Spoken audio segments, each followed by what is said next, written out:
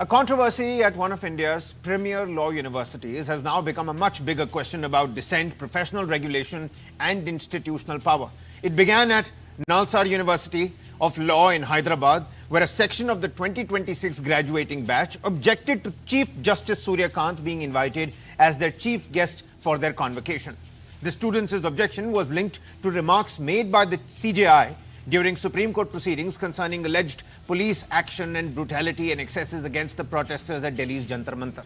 The students asked the university to reconsider the invitation, invoking constitutional values, access to justice and freedom of expression. And then came the dramatic escalation and the U-turn. We'll get to that. But the Bar Council of India stepped right in, sought details of those allegedly involved in the campaign, and directed the state bar councils not to enroll any 2026 NALSAR graduate until further orders and an inquiry. In other words, an entire graduating batch faced a potential roadblock to entering the legal profession. The BCI argued that disrespect towards the highest judicial office was inconsistent with the dignity and discipline expected from members of the legal profession. But the backlash was swift and immediate as well. The Supreme Court Bar Association called the move arbitrary, illegal and disproportionate, arguing that students cannot be threatened with their professional future simply for disagreeing with the constitutional authority. The Cockroach Janata Party also threatened protests, asking, what if all the legal cockroaches come together? And then came perhaps the most significant intervention, right from the Chief Justice of India himself. CJI Surya Kant questioned the BCI's intervention, saying it's a dialogue between me and the students. Who are they to interfere? He went further, saying that even if students were wrong, they had the right to peacefully raise their voice. Under mounting pressure, the BCI dramatically reversed course, that too within hours. Chairman Manan Kumar Mishra admitted that the original decision was a quote-unquote hasty decision. His words, not mine. And the blanket enrollment freeze was subsequently withdrawn. The BCI also said all 2026 NALSAR graduates would be entitled to seek enrollment with the State Bar Council of their choice. So tonight, the questions go beyond this one particular law university. Can peaceful student dissent trigger professional consequences? Does the BCI have the power to intervene in a dispute between the students and the judiciary? And can an entire batch be subjected to collective action because of the alleged conduct of a few? And perhaps the biggest question of them all, how did such a sweeping, such a career-affecting order get issued in the first place, only to be withdrawn within hours? Let's put all of these under the legal microscope with my panel of experts. Ashish K. Pandey, Advocate Supreme Court, with us on the broadcast. Sanjay K. Chadha, Advocate Supreme Court, with us on the broadcast. And Yash Giri, Advocate Supreme Court, with us on the broadcast. What a flurry of advocates that I have with me here on the panel tonight. Many thanks, gentlemen, for taking on the time. I know you're all busy, gentlemen. Advocate Giri, let's get the snowball rolling with you. What's your initial assessment? So much has happened over the last 24 hours. I think across the legal fraternity, anybody, what they could talk about was the BCI order. It was then revoked. It had to be taken back. Manan Mishra had to come out and say it was a hasty decision. But why such a hasty decision? Even as, the Cockroach Janata Party and those all that gave it a backlash continued to mock it, saying, हमने इनसे all-nighter करवा दिया. We forced them to take it back. बेइज्जती भी हुई ऊपर से. All of those statements were put out on social media. And an impending inquiry is also something that people are talking about. But what does one make of this chronology? It came out in the fore. It was a dissent. It was a protest. Right. Then the BCI order, which had to be taken back. Your opening submission here. So, in my opinion, it was supposed to be, it was supposed to go back. But let me start by saying NALSAR is one of the best law schools we have in this country, right? We've got brilliant minds, coming out of this law school. And I think let's start on the legal proposition, what evolved eventually. BCI, in my opinion, has no power to issue such notification. Students are enrolled under the Advocates Act, under Section 25-26 of the Act, and are governed by their respective state bar councils, not by BCI. So this order or notification, in my opinion, on the face of it, was illegal.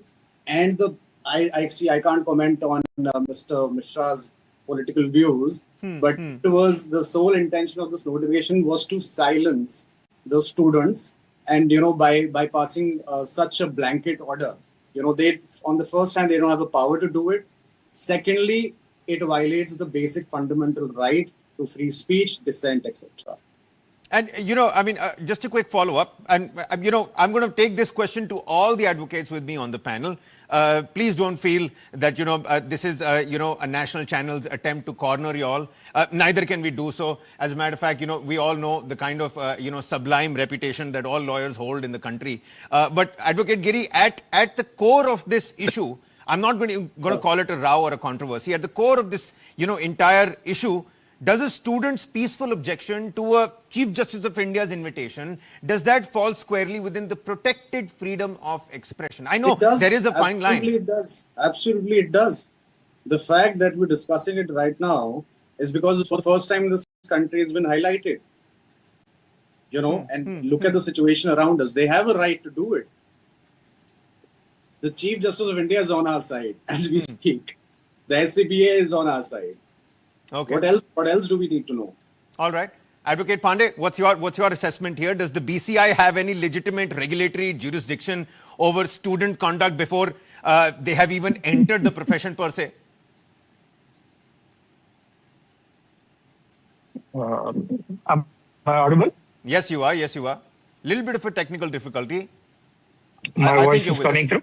Yes. I think you're with us. Okay. Okay.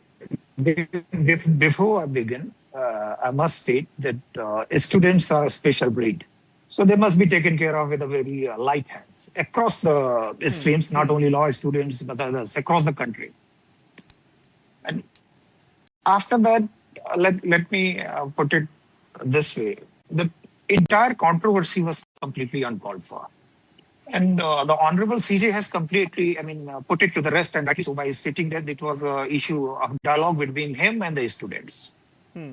As far as the legal issues are concerned, you have asked me the question whether the BCI was within its legal rights to take actions, which they took during last couple of days. So see, everything is governed by rules and regulations. The basic governing act is Advocates Act. How a person can be enrolled and what disqualifications could be there on which they can be denied enrollment are categorically mentioned 24A. Merely stating that the person who's coming to the university as chief guest, and keep this thing in mind, when the Honorable CJ was going to NALSAR, he was not discharging any judicial function. He was chief guest. So that was more or less an honorary position which could have gone to anyone. So in such circumstances, when certain segments of students, they raised the voice that to their Vice Chancellor, that please reconsider this decision. And then after that, passing an all-encompassing resolution that the entire batch of particular year should be denied enrollment. Somehow, it could be a very debatable question whether that could have been hit by, if the matter could have gone to the court, whether Article 14, Article 19, so many articles are involved, whether that resolution could have passed the test of those articles. But as I said, that now the controversy has been put to the rest by none other than the Honorable Chief Justice himself. And the BCI, in right senses, have withdrawn the resolution. See, when I say that they have withdrawn the resolution, I don't attribute any malified intention on behalf of the BCI. From a certain perspective, yes, from law students, it's expected, not only law students, but every member of the legal fraternity, every citizen of India, that we should respect our constitutional functionaries, that concern is there. Understood. But then everything has to be tested on the basis of constitutional provisions and legal provisions. No, I understand. But the fact that the CJI had to come in themselves, that something like this was put, in front of the CJI's bench is, reason enough for us to discourse, conduct a debate about this, to at least talk about this, because this is not something that happens on an everyday basis. Advocate Chadha,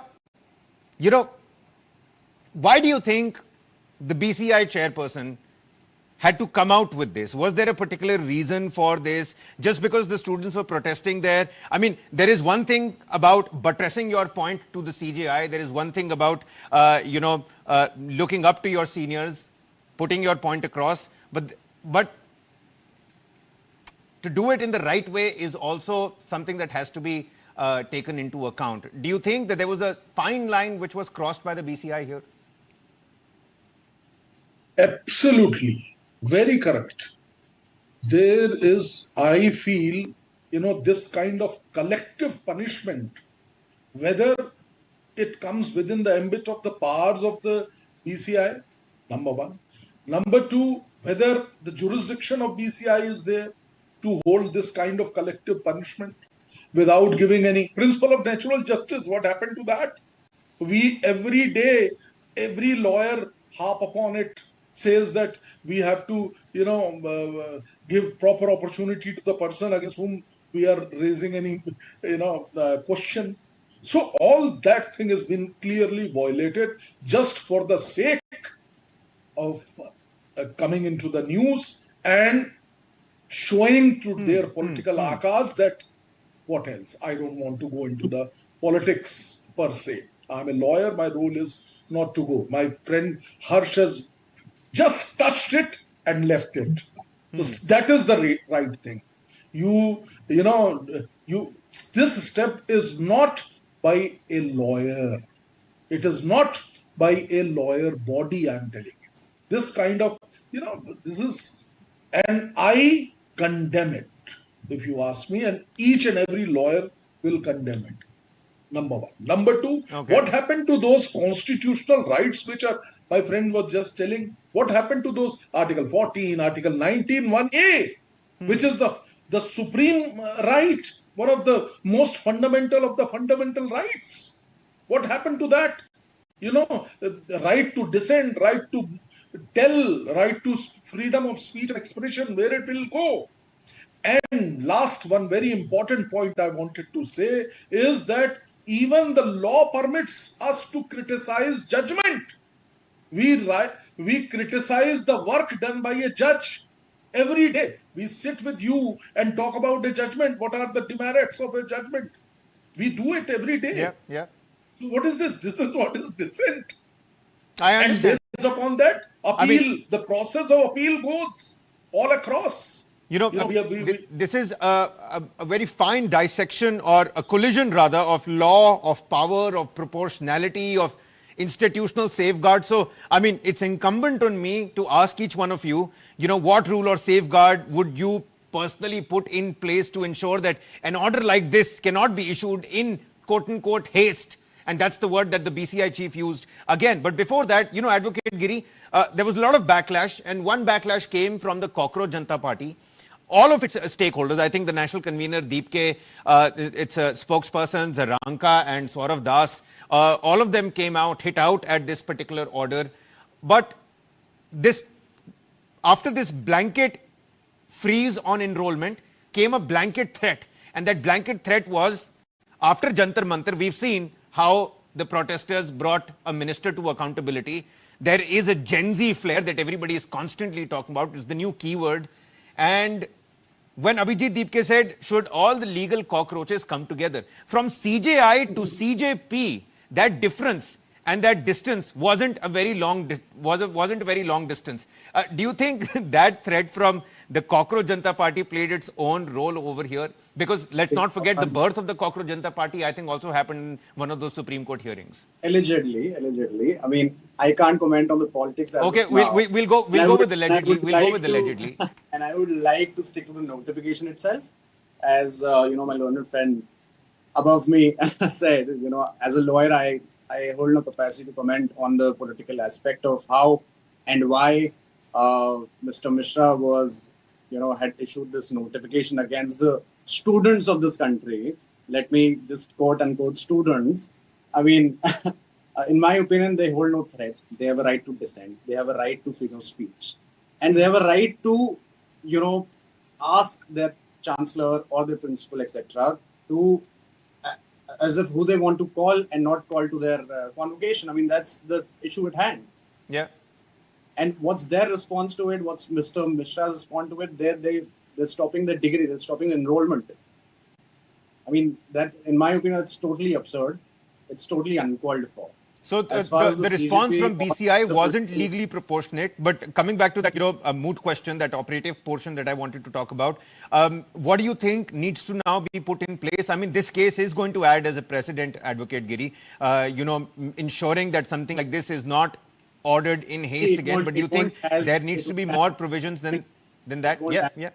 Sorry, I'm cutting you. It won't act as a precedent, won't act as a law, but it would definitely give out a signal, a message to say that these kind of notifications or suppression or curbing freedom of expression, dissent, etc., won't be tolerated, especially by the lawyers of this country. And the case was correct by saying, if all cockroaches come together and unite together against a regime, I mean, I wouldn't like to comment on it, but we all, as lawyers, we know what he means.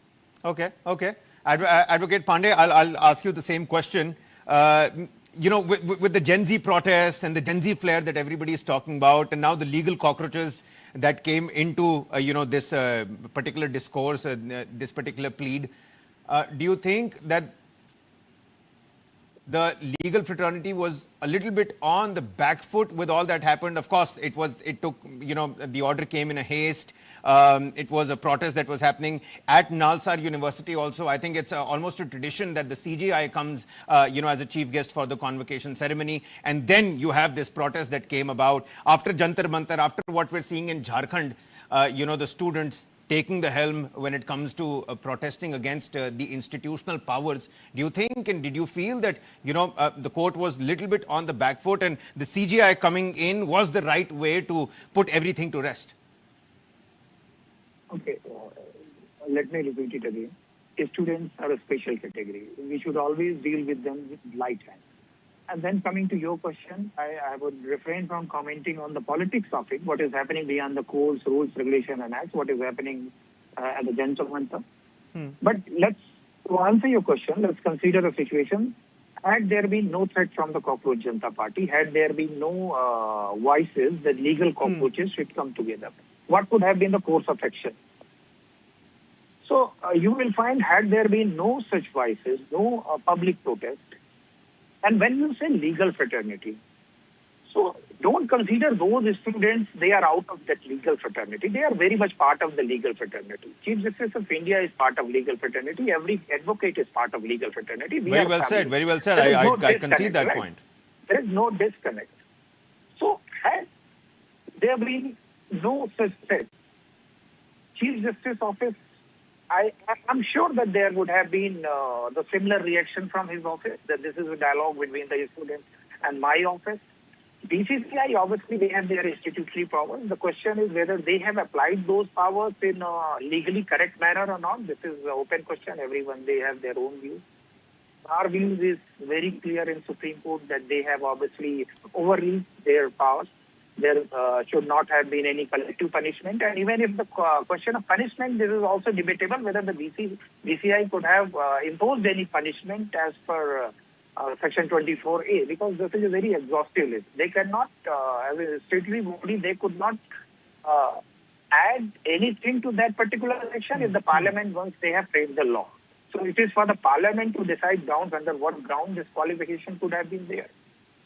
So, stating all these things, I'm again repeating, all the authorities, not only the Office of Honorable Chief Justice of India, Honorable Supreme Court, Supreme Court Bar Association, including the Bar Council of India, everyone, they have now made their statements, and as per those statements, the controversy has been put to the rest. And I believe I congratulate every graduate from the NALSAR. They will join the profession, and as the Honorable Chief Justice has said, they should come to the Supreme Court Bar Association, maybe legal in cases. You had said right at the beginning that students are a special breed and they have to be tackled, with that delicate, with the delicate hand, with the sensitive hand. Advocate Chadha, I'll give you the closing comment here. I was worried right at the beginning of this discussion that was there a danger that treating institutional criticism as quote-unquote disrespect could create a chilling effect. And I'm especially talking about the law universities, but I think we've put that particularly to rest. So, the closing comments here. To my mind, I wanted to say that even this BCI's regulation is not applicable to these students. They are students, they are not member of bar so far. So that is one point I wanted to clarify here. So from the beginning till the end, there was no jurisdiction of this council over these students. That's very clear. So those cockroaches, legal cockroaches, could have done, wonderful thing against this kind of, order, whatever it was. But anyways, we have to see the only line which is very, very important here is that the Constitution itself gives us certain rights. Nobody can take those rights, even to the extent judiciary cannot take those rights. I am going to that extent. Basic structure cannot be changed by anybody. Parliament cannot change the basic structure of Constitution. And these rights, right to dissent, right to movement, right to speech, these are the basic structure of this Constitution. So nobody can take away these rights from anybody. All right. On that note, you see, when dissent meets professional power, where should the line be drawn? I think we have a fair understanding and idea of that. The NALSAR controversy raises questions that go far beyond one campus, but I don't think if good sense prevails, it will repeat again. Advocate Pandey, Advocate Chadda, Advocate Giri, many thanks for taking out the time. I'm again mentioning many thanks. I know you're all very busy lawyers, advocate for the Supreme Court. Many thanks for taking out the time and speaking to us here on News 9. All right, then. We spoke about the Cockroach Janata Party here, played its important role within the NALSAR issue and controversy as well. Before we slip into a commercial breather, take a look at this, because you've got the Independence Day. The Cockroach Janata Party, this Independence Day, is asking a very simple question. What does freedom mean to a child who still does not have a functioning toilet, drinking water, electricity, or even safe road to school? CJP founder Abhijit Deepke has announced a new campaign called School Theek Karo, Fix Our Schools. The campaign is specifically aimed at government schools in villages, and it comes with a very hands-on approach. Instead of simply asking governments to improve schools, the CJP is asking parents, it's asking villagers, it's asking local communities to audit them. And the idea is simple. Visit a government school, check the basics, document what is missing, and then take that evidence to the authorities. The campaign's official checklist covers 4 broad areas: drinking water, functional toilets, electricity and usable classrooms, the boundary walls and campus safety, and finally, number 4, midday meals and teacher attendance. And the CJP wants people to go beyond simply ticking those boxes on papers. If a toilet is broken or locked, photograph it, document it. If a hand pump or tap doesn't work, again, take a photograph, document it. If a classroom has no functioning light or fan, you can record it with your mobile phones. If a fire extinguisher is missing, capture everything. The next step is to submit that completed checklist and photographs to the local authorities, whilst also sending the material to the Cockroach Janata Party and tagging the organization on social media. In other words, create that social media buzz. This is being positioned as a citizen-led social audit of the rural schools. And in genuine idea. And Abhijit Deepke, the convener of Cockroach Janata Party, says he will begin the campaign from his own village in Hingoli in Maharashtra's Marathwada region. Listen in to what the convener of the Cockroach Janata Party had to say. School ठीक करो हमारे campaign का नाम होने वाला है, जो हम 15 अगस्त को लॉन्च करने जा रहे हैं। 80 साल हो चुके देश आजाद होने के बाद। 80 साल में अगर सबसे ज्यादा कोई चीज हम लोगों ने इग्नोर करी है, सबसे ज्यादा कोई निग्लेक्ट करी है, जिस पर जरा भी ध्यान नहीं दिया है, वो है गांव में पढ़ने वाले बच्चे, गांव में छोटे छोटे बच्चे। आपने आईआईटी बना दिए, आईएम्स बना दिए। अरे जो किसान का बच्चा है, जो मजदूर का बच्चा है, जब उसकी 10वीं तक की पढ़ाई अच्छी नहीं हो पाती है तो आईआईटी और आईएम्स में कैसे जाएगा? But the campaign also comes at an interesting moment. Just days ago, children in Hamirpur, Uttar Pradesh were protesting over the condition of the road leading to their schools. In Madhya Pradesh, people were skipping across a broken dam just to get to their schools. Hundreds of children, along with their parents and villagers, they marched to the district in Hamirpur demanding action. And the roughly 1.5 kilometer stretch becomes muddy and difficult to use during the rains, affecting nearly 3,000 residents of Chandupur and the surrounding settlements. And this is just one such example. So Abhijit Deepke has backed those children, calling them Gen Alpha students fighting for their future, and has linked their protest directly to the new campaign. But there is a much bigger question here as well. India is celebrating its 80th Independence Day. After 8 decades of independence, should children in rural India still have to campaign for the most basic requirements of school? It is needed, but we must question why. And beyond the politics of who is raising the issue, there is another question. Can social audits, citizen pressure, local accountability actually force these improvements? Or does fixing government school infrastructure ultimately require sustained government spending, monitoring, and administrative responsibility, and a clean intent behind all of this? There is also the question of implementation. Who verifies the complaints? Who fixes these problems?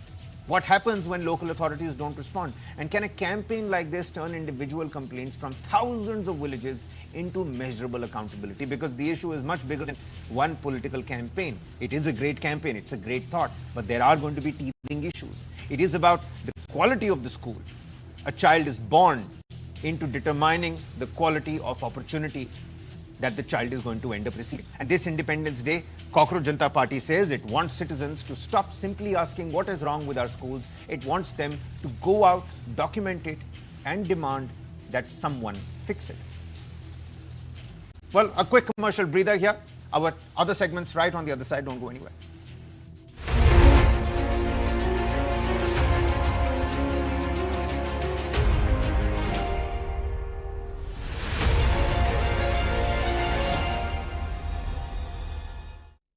Last time Kashmir गई थी ना, वहाँ खाया शहद, पर उसके लिए कश्मीर जाना पड़ेगा। अरे कश्मीर क्यों जाना, कश्मीर ही यहाँ आ गया। सुंदर वादियों में महकती खुशबू और रंग बिरंगे फूल, इनमें से शहद निकाल कर जमा किया जाता है असली शहद, लायन कश्मीर हनी। असली शहद, असली स्वाद।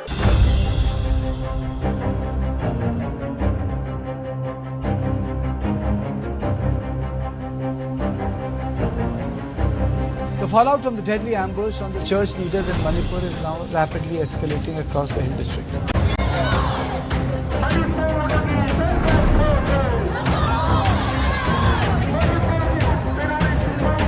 Unfortunately, the government has not taken appropriate action still.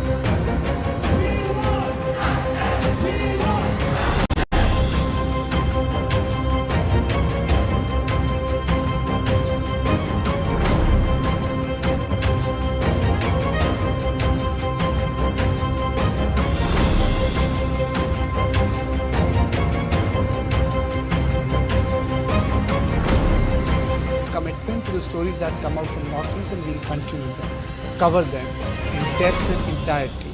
News 9, in your interest.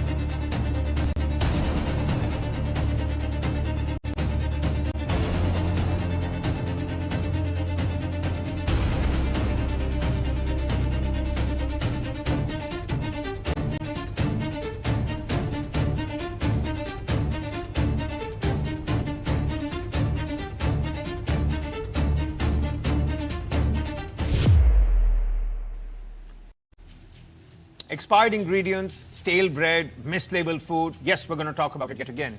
And this time, the kitchen under the scanner is inside a hospital.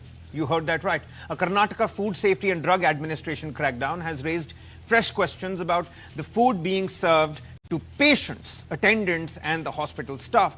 During an inspection at the canteen at Apollo Hospital in Bengaluru, officials reportedly found expired rava, icing sugar, maida, bakery products. They also seized stale bread, expired packets of mixture, and pani puri, baking soda. I mean, inspectors additionally flagged 2 plastic chopping boards, saying their use could pose bacterial contamination risks, and identified several misbranded food products. But this was not an isolated hospital inspection. It was part of a 3-day food safety enforcement drive across Bengaluru, covering 60 3-star and 5-star hotels. Officials collected 77 food samples for laboratory testing and reported violations ranging from expired products and poor storage to unhygienic preparation areas, fungal growth in vegetables, and the use of banned artificial colors. We've highlighted some of that in the past as well. But the hospital kitchen coming under the crackdown lens is something we just couldn't ignore. The numbers from the crackdown are significant as well. Authorities say they've seized 640 kilos of mislabeled food products, 270 plus kilos of rotten vegetables, 45 liters of expired milk and curd, 12 kilos of expired bakery products, 49 liters of used cooking oil. Other establishments also faced action, including notices and sealing of outlets over alleged food safety violations. Now, there is an important distinction here. An inspection finding is not automatically proof that contaminated food was served to a consumer. We're not saying that. Some of these findings will have to go through sampling, laboratory analysis, and prescribed adjudication process. But the concern is quote-unquote obvious. If expired or improperly stored ingredients are found in commercial kitchens, what does that mean for food safety? And when the kitchen is inside a hospital canteen, does the threshold for hygiene have to be even higher? There is also the other side of the crackdown. How do authorities ensure that enforcement is rigorous without becoming arbitrary? Are restaurants and canteens being given clear, consistent standards and SOPs? Are inspections followed by meaningful corrective action, or simply fines and headlines is something that we're out here to consume? So, to understand this and decode the hospitality in hospital, Chef Vikas Chawla, ambassador of Millets NutriHub, hospitality consultant with us on the broadcast. Chef, you've been speaking to us yet again. Yeah. You've been doing the job of a food safety educator. Many thanks for that. Thank you, sir. This case that's now come to light, you know, of course, hospitality, you can still raise questions. The lobby can look, you know, really swanky, but inside the kitchen, things can go awry. There is the capitalist reflex. There is the SOPs that are, you know, not being followed. The FSSAI rules could be a little bit strong. But when it comes to a hospital, I mean, that's where patients go. I mean, you have immense surgeries that are taking place. You have people that are dealing with various kinds of bugs in their stomachs. And you have chopping boards that have or could have bacterial infection. I mean, the list goes long and hard. What's your opinion here, Chef Chawla? Okay, so thank you so much. So in hospitality, there is a risk of such kind of thing, expiry foods and adulterations to the kids and the elderly people. But in hospital, it's 10,000% more to the all kind of age, the all age group, you can say, because they are already fighting with the diseases.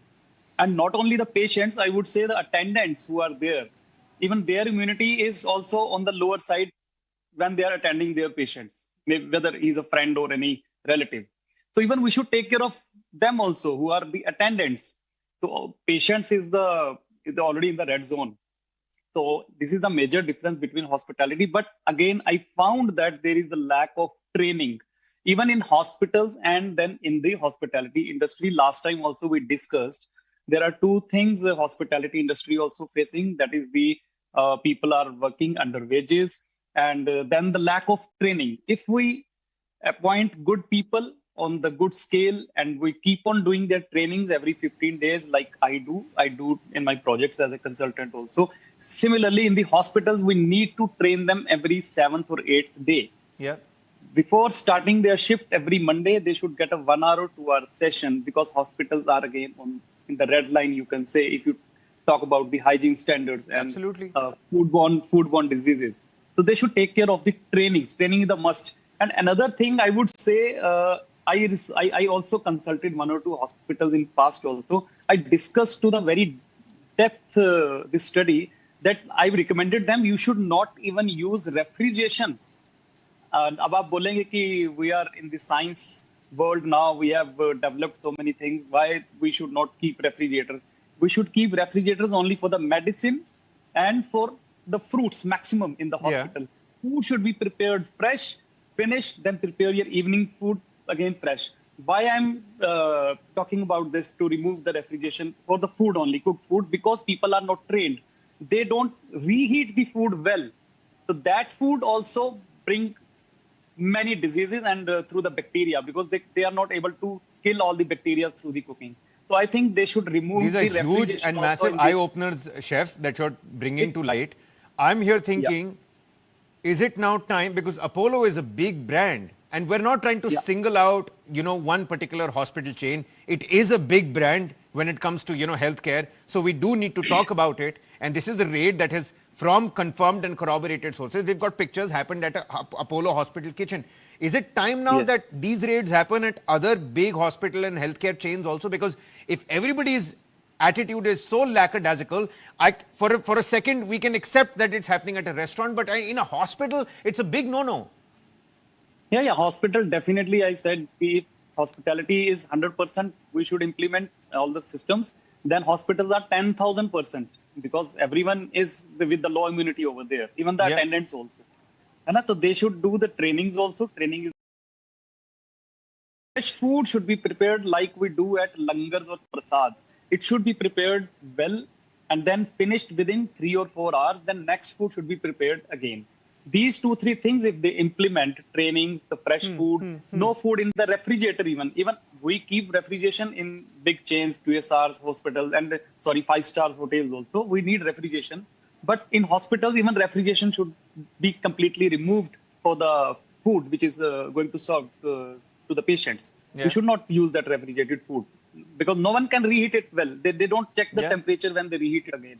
And reheating the food also, changes the molecular structure of some of those elements. It reduces the nutritional value in first time, but who is checking them? They are doing it for the first time, second time. We don't know. Even the reheating, they have to check the temperature has gone. I mean, if you are finding, used oil, inside hospital kitchens, I mean, God knows what else you'll find over there. So again, Chef, we don't want to, create or stir panic in the minds and hearts of the viewers. But since you've worked with some of those hospitals, what are some of those things that need to be flagged, that need to be called out? Things that are general practice, but of course, they're way beyond the red line that we've created. See, again, I come back to the major point, which is training. There is lack of training everywhere. Even in the 5 stars, they appoint good people through their CVs. They appoint HR, handle it well. They appoint very good people. But again, they're further training. So this is the human nature. We should get training, frequent training we should get. Even when I was general manager for a company in 2010, I disclosed last time also, then even we used to get training with the MDs and the presidents, also the vice president of the company. We used to get training every month. So it's a human nature. We should get training every maybe monthly we can do. It's a part of that. Otherwise, we can't improve such things, because food is again a serious thing. It's not like selling a kiryana only. It's just putting the food to the gut of the person who is consuming it. So the gut is again the bacteria, good bacteria, microbes. We can't disturb any other people, microbes or good bacteria with our food only. We should work. Training is the must. Then refrigeration, we should not keep in the hospital. I will recommend again, because I keep on sending letters to the departments. So these 2 things are main: training and then removal of refrigeration from the hospital, so that they cook food fresh and serve it fresh to the patients. Whenever I visited, a reputable hospital, there is labeling everywhere. There is a distinguished staircase for the patients. There's a separate elevator for the patients. Everything is spick and span. Everything is very organized. But how difficult is it actually to prevent, this untrained lot at these kitchens from using expired ingredients? Because when we talk about stock rotation, when we talk about labeling, really how difficult is it? No, it's very easy. It's nothing. See, in last month also, I got a chance to train people in the 2 kitchens, and they were not fully trained, but within 2 or 3 weeks now, they are handling my export kitchens even. see, you have to train them. You can train any person. So what's wrong here, Chef? I mean, if training is so easy, why are we still falling short on that particular front? I think we are not spending on training. The issue is the people or the hospitals or the management, they are not, I think, agreeing, or they are not spending on training. I think despite of, I think they are having the machine in crore amounts. I think you can calculate the amount, the machines they are using in the hospitals. So it's very small amount, the trainings and all. But not only in hospitals, I'll again say in my industry, in hospitality, restaurants and all, people are not spending on the training, not a single penny. They are not putting any money into the training.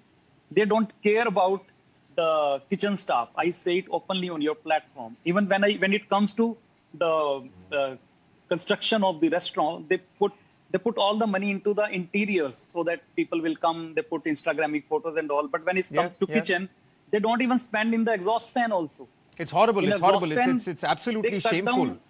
I mean, and there is no dearth of money when it comes to these hospitals. There is no dearth of money. They can spend N number of money. Chef, my final question to you, because you see, sometimes you go to a street hawker, sometimes you want, a roadside Frankie, and you can see the onions getting chopped on some of those boards that should be thrown out like yesterday, but they're still being used. But you still go for it because, well, hey, taste buds also come into play. But everyday hygiene practices versus, when you're inspecting a kitchen, let's say you're going inside and you're inspecting a kitchen, what are the first 5 things that you will essentially look at? Your checklist, Chef Vikas Chawla's checklist.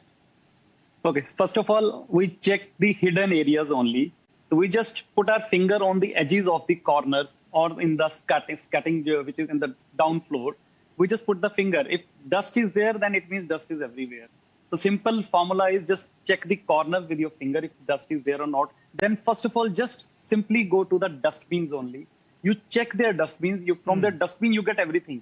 Even we get 2 things from the dustbins. One is the spoiled food, whether it has been discarded or not. Second, whether the wastage is there or not. Because untrained people do such things that they cut the capsicum, that they put half the capsicum in the dustbin. They don't care about that also.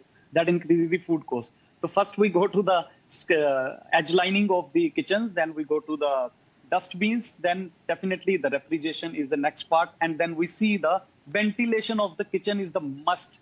Exhaust and the fresh air. If your exhaust and fresh air input and output is not balanced, like 80% input should be there, then again the bacteria growth will be there in your kitchen because air circulation is not there. Air circulation is the must.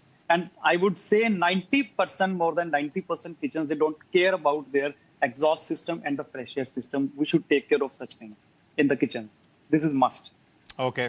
Many thanks, Chef Vikas Chawla. Ladies and gentlemen, Chef has been coming to News9. He's been speaking to us on all these FDA-related and food safety-related things, because if expired food can be found inside a hospital, let alone Apollo hospital, the question is simple. I mean, who is checking what goes onto our plates? Many thanks, Chef. You're doing God's work. Many thanks for speaking to us here again. Chef Vikas Chawla, Ambassador of Millets, NutriHub, Hospitality Consultant, ladies and gentlemen. All right, our final segment on In Your Interest, and this one is really down your alley when it comes to your interest, because Bengaluru may soon put a price, and this might not be just a Bengaluru story. This might become a rubric and a blueprint for the rest of the country to follow. But Bengaluru may soon put a price on something most motorists take for granted: parking on the road outside your own home. The Karnataka government has notified the draft Greater Bengaluru Area Parking Rules 2026, and if implemented, parking on public roads will no longer necessarily be free. Under the proposed system, residents could need an annual parking permit to park outside their homes. The proposed fee ranges from 15,000 rupees to 25,000 rupees depending on the size of the car per year. Depending on whether you are driving a sedan or a hatchback or an SUV, 15,000 rupees for small cars, 20,000 rupees for sedans, 25,000 rupees for SUVs. And there is a catch. Not every resident may automatically qualify. The draft says residential parking permits may be issued only to residents whose buildings comply with prescribed parking requirements under the building bylaws. So another one of those grey areas right at the outset. For parking outside the residential areas, the proposed charges are also significant. Cars could pay 40 to 80 rupees an hour depending on the road category, whilst two-wheelers could pay 20 to 40 rupees respectively. Off-the-street parking would be cheaper, with cars paying 20 to 40 rupees per hour. The larger objective is clear: make road parking expensive, discourage long-duration parkings, and push motorists towards organized off-street parking. The draft also proposes higher charges for peak hours and longer parking durations, and it goes beyond just charging motorists. Parking would be prohibited at several locations, including close to signalized junctions, transit points, bus stops, access points to major public transport facilities. The Bengaluru Traffic Police could also fine, they can tow, they can clamp the vehicles violating the parking rules, and repeat offenders could potentially face license suspension under the applicable motor vehicle provisions. Now, there is a larger question here. Bengaluru has a very real parking problem. It's nothing new. Roads are congested, footpaths are occupied, and public space is increasingly being used for private vehicles. So should parking on public roads come with a price now? The government's argument would be that free parking encourages people to occupy scarce public space indefinitely. But critics could ask, is this really a parking reform or another cost being pushed on to the motorist? And will expensive permits actually reduce congestion or merely make parking unaffordable? And perhaps most importantly, before the government starts penalizing motorists, will Bengaluru first create enough affordable and accessible alternatives? These are still draft rules that we just mentioned to you. There is a price now for parking even outside your home, but that is also if your residential complex follows the building bylaws. The government has invited objections and suggestions from the public for the next 30 days. So tonight on the broadcast, we're asking the bigger question: can you solve Bengaluru's parking crisis, the congestion, the problems on the footpaths by making parking expensive? Or does the city first need to create more parking? That's the issue at hand. Bengaluru may soon put a price on something most motorists take for granted. And it's not just a Bengaluru problem. We look at it in the national capital. We see the same in all the metropolitans. You name it, Hyderabad, Mumbai.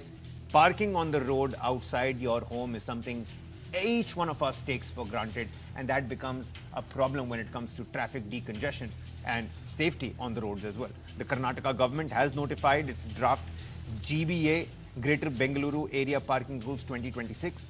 And if these are implemented, because objections have been invited from the public domain for the next 30 days, parking on public roads will no longer necessarily be free on this particular front.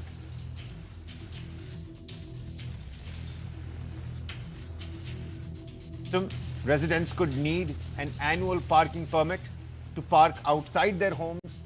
The proposed fee, again mentioning, ranges from 15,000 rupees to 25,000 rupees per year, depending on the class of vehicle, the size of the vehicle. The division goes as 15,000 rupees for the smaller cars, 20,000 rupees for your sedan type vehicle, and 25,000 rupees for the SUVs. And there is a catch. Not every resident may automatically qualify. The building bylaws will come in handy. So can one solve Bengaluru's parking crisis by making parking expensive, or is this just another money-making exercise that is going to be pushed on to the motorists? Sandeep Anirudhan, social activist, is now with us on the broadcast. Many thanks, Mr. Anirudhan. I'll ask you, the first question here. Do you think this is really a parking reform that Bengaluru needs? Because parking and congestion and traffic is something that we all know Bengaluru struggles with. But do you think this is not just one of those extra costs that motorists will now have to cough up?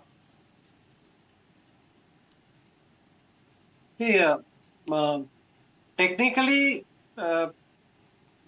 worldwide there is this trend of discouraging private transport and pushing for public transport. This is to reduce congestion in cities, also to, to pursue sustainability.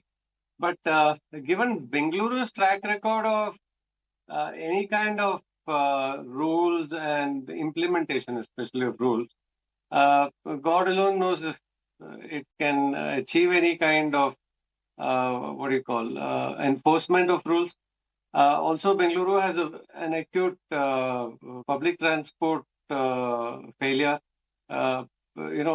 Citizens generally cannot see end-to-end public transport facility. Hence, you can't have a policy where there's only negative pressure, but no positive